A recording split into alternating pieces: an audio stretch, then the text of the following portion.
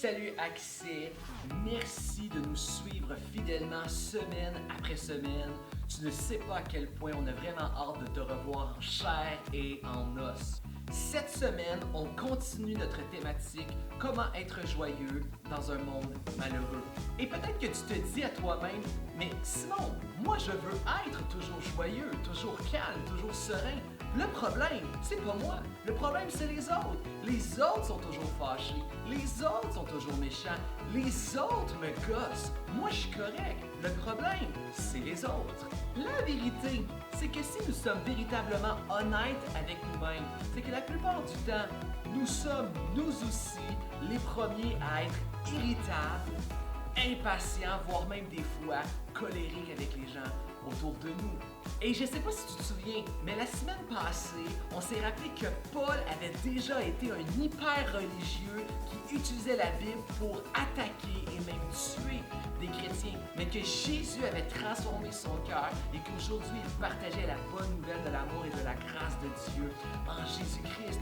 Et ce même Paul a quelque chose encore aujourd'hui à nous enseigner sur comment trouver la joie même lorsqu'on est irritable, même impatient, voire colérique. Dans l'épître de Paul adressée à l'église de Philippe, on peut lire au début du 2e chapitre, verset 1. « S'il y a donc quelques encouragements dans le Christ, comblez ma joie en étant bien d'accord.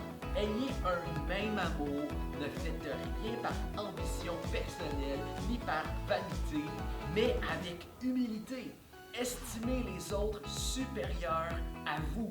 Au lieu de regarder à ce qui lui est propre, intéressez-vous plutôt aux autres. » La grande vérité que Paul veut nous enseigner dans ces quelques versets, c'est que Jésus a la puissance de transformer des gens qui sont égoïstes et orgueilleuses en personnes humbles et serviables. Remarque autour de toi à quel point la culture dans laquelle nous vivons est une culture égoïste et orgueilleuse. Il faut être le meilleur en classe afin de pouvoir avoir la meilleure cotère. Il faut ensuite avoir le meilleur emploi afin d'avoir le meilleur salaire.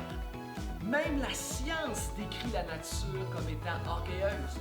La théorie de l'évolution nous dit que c'est le plus fort, le plus sauvage et le plus cruel qui survit dans la nature. Même le secondaire est souvent décrit comme étant la loi de la jungle. Est-ce que c'est ce que tu vis dans ton quotidien? Lorsque tu appartiens à Jésus, tout d'un coup, tu appartiens à un tout nouveau royaume avec de nouvelles règles. Et ce tout nouveau royaume spirituel qu'un jour Jésus va venir concrètement sur terre établir lorsqu'il reviendra. Est-ce que tu sais comment il l'a inauguré, comment il a commencé, débuté?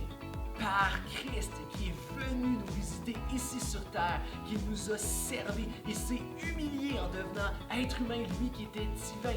Il a servi l'humanité jusqu'à laver les pieds sales et puants des apôtres. Et il nous a servi jusqu'à la souffrance et la mort de la croix pour pouvoir nous réconcilier. C'est dans ces conditions de service extrêmes que ce nouveau royaume spirituel a été inauguré. Il a commencé et c'est grâce à ce service jusqu'à la mort qu'un jour nous allons vivre le royaume beau et parfait de Dieu pour l'éternité lorsqu'il reviendra. Et c'est justement pourquoi au verset 5, Paul peut s'exclamer « Ayez entre vous les dispositions qui sont en Jésus-Christ. » Lui était vraiment divin. Il ne s'est pas prévalu d'un rang d'égalité avec Dieu, mais il s'est vidé de lui-même en se faisant vraiment esclave, en devenant semblable aux humains, reconnu à son aspect comme humain. Il s'est abaissé lui-même en devenant obéissant jusqu'à la mort sur la croix. Pourquoi dans la vie alors sommes-nous autant centrés sur nous-mêmes? Pourquoi est-ce que nous sommes si souvent impatients, colériques et irritables? La raison, c'est parce que nous nous prenons nous-mêmes beaucoup trop au sérieux et on ne prend pas Dieu assez au sérieux. Régulièrement, on se sent rapidement attaqué, on se sent rapidement insulté et on a l'impression qu'on doit rapidement se défendre nous-mêmes. Ces sentiments que je viens de décrire, ce sont les signes indicateurs que nous sommes orgueilleux et égoïstes, malheureusement. C'est un peu comme si on pensait, sans s'en rendre compte, que le monde doit tourner autour de nous. En fait, pour le dire autrement, on s'est fait le Dieu de notre propre vie. Alors que nous avons été créés pour tourner autour de Dieu. Le monde ne tourne pas autour de toi. Le monde a été créé pour tourner autour de Dieu. Et peut-être qu'en ce moment à la maison, tu n'aimes pas vraiment entendre l'idée que tu as été créé, ce monde a été créé pour tourner autour de Dieu. Et si c'est le cas, eh bien c'est exactement un indicateur pour dire que tu as un problème d'orgueil.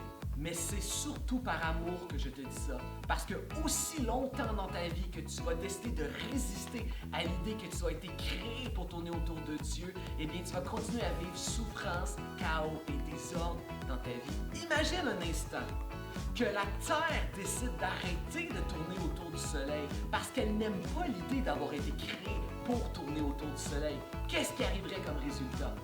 Il y aurait des désastres naturels et toute vie disparaîtrait de la Terre. C'est exactement ce qui se passe dans nos vies lorsque nous refusons de tourner autour de Dieu. Il y a chaos, désordre, péché, souffrance et malheur dans nos vies. Et c'est justement là que nous expérimentons le plus beau de tous les paradoxes de la Bible.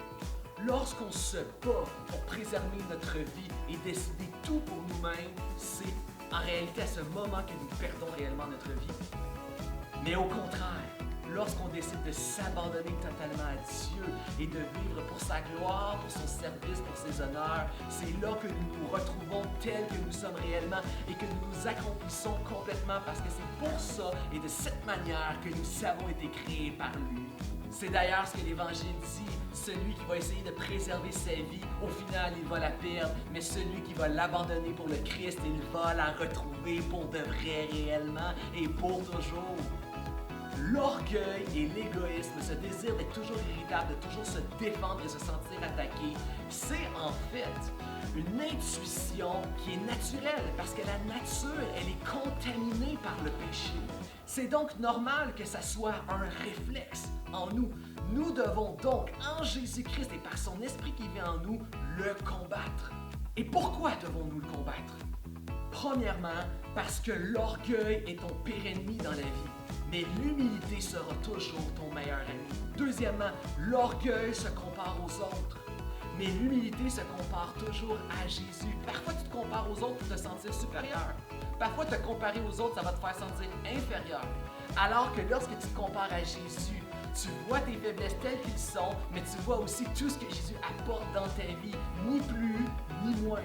Troisièmement, l'orgueil amène la critique dans ta vie. L'humilité va t'amener à célébrer les gens autour de toi.